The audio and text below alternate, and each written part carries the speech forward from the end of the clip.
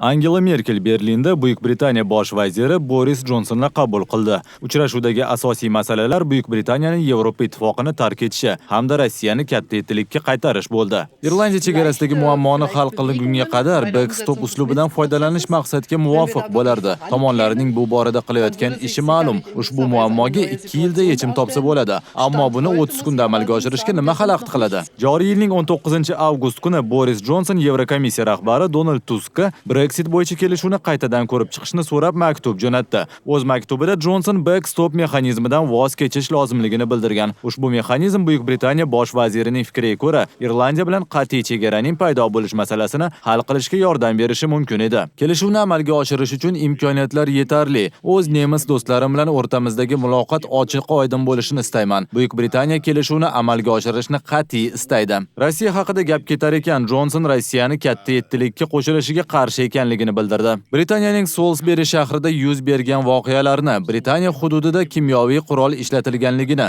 Ukrainadagi vaziyatni va boshqa ko'plab bu kabi sabablarni inobatga olgan holda Merkel xonimning fikriga qo'shilaman. Katta yettilikka Rossiyani qo'shishga hali erta. Eslatib o'tamiz, Rossiya siyosiy kelishmovchiliklar sabab katta 8-likni 2014-yilda tark etgandi.